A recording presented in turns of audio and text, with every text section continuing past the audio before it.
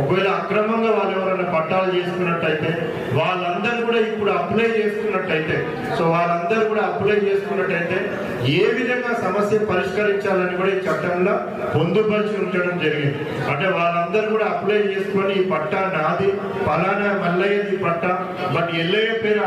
అనవసరంగా వచ్చింది, ఎల్లయ్యకి ఈ భూమికి ఏం సంబంధం లేదు, నేనే మోకం మీద ఉన్నాను, నేనే కబ్జాలో ఉన్నాను, దయచేసి నా మీద పట్టా చేయండి అనేసి వాళ్ళు అప్లై చేసుకున్నట్టయితే దాన్ని విచారణ చేసి, అంటే ఆర్బిటరీగా చేయకుండా విచారణ చేసి ఒక నోటీస్ జనరేట్ చేసి ఆ నోటీస్ ని ఆ సంబంధిత గ్రామ పంచాయతీ కార్యాలయంలో పేస్ట్ చేసి ఎవరైతే అప్లై చేసుకున్నారో వాళ్ళకు ఒక నోటీస్ ఇచ్చి, ఎవరి పేరు మీద పట్టా ఉన్నదో వాళ్ళకు ఒక నోటీస్ ఇచ్చి, ఆ విలేజ్ లో అందరూ కూడా విలేజ్ చావడి అంటారు, ఆ విలేజ్ లో అందరూ కూడా పెద్ద మనుషులు కూర్చొని మాట్లాడుకునే ప్లేస్ ఉంటుంది, ఆ ప్లేస్ లో కూడా నోటీస్ అక్కబెట్టి వాళ్ళందరినీ తహసీల్దార్ లెవెల్లో కానీ ఆర్డీఓ లెవెల్లో ఒక హియరింగ్ కి పిలిపించి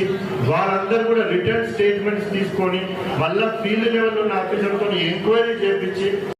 అక్కడ కలెక్టర్ ఆఫీస్ చుట్టూ కానివ్వండి, ఆర్డీఓ ఆఫీస్ చుట్టూ కానివ్వండి, తహసీల్దార్ ఆఫీస్ చుట్టూ కానివ్వండి చాలా మంది కూడా తిరుగుతూ ఉంటారు. వాళ్ళందరూ కూడా మేము అప్లికేషన్ పెట్టుకొని 3 నెలలు అవుతుంది, 6 నెలలు అవుతా ఉంది, మాది రిజెక్ట్ చేస్తూ ఉన్నారు, మాది ఇంకా పెండింగ్ లో పెడతా ఉన్నారు, ఏంటి ఆ సమస్య అనేది కూడా చాలా మంది కూడా తిరుగుతూ ఉంటుండే. వాళ్ళందరూ కూడా ఏంటి అనేసి అంటే చాలా మటుకు కూడా ధరణి చట్టము, చాలా మటుకు రెవెన్యూ ఆఫీసర్స్ కూడా చేతులు కట్టేయడం జరిగింది. అంటే వాళ్ళు ఏ విధమైన యాక్షన్ తీసుకోలేని విధంగా కూడా ఆ చట్టంలో మనకి కొన్ని రూల్స్ అవన్నీ కూడా ఉండడం జరిగింది. దాంట్లో ఒక ముఖ్య ఉద్దేశం ఏంటంటే పాత చట్టంలో ఏ విధమైన ఫీల్డ్ ఎంక్వైరీ చేయడానికి వీల్లేదు. ఏ విధమైన ఫీల్డ్ ఎంక్వైరీ అంటే ఆ ఊరికి వెళ్ళి నిజంగానే ఫలానా పర్సన్ పట్టా చేయమనేసి ఆయన అప్లై చేసుకున్నాడు, మరి ఈ పట్టా నిజంగా ఆయనదైనా లేకపోతే వాళ్ళ తండ్రిదా లేకపోతే వాళ్ళదైనా, అవన్నీ కూడా ఎంక్వైరీ చేయడానికి ఆ చట్టం మొత్తం కూడా నిషేధించడం జరిగింది. పిఆర్ఏల వ్యవస్థ ఉంటుండే ఆ వ్యవస్థను మొత్తం తీసేయడం ఎందుకు జరిగిందంటే ఎవరు కూడా ఎంక్వైరీ చేయొద్దు. ఎవరైనా మనకి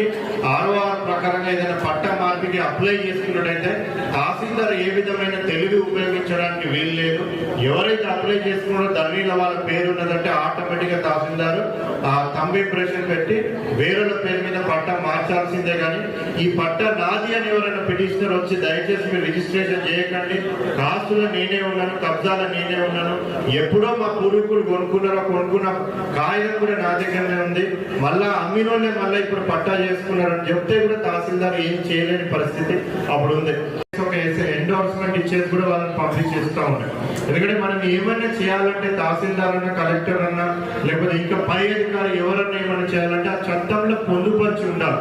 ఏ విధమైన యాక్షన్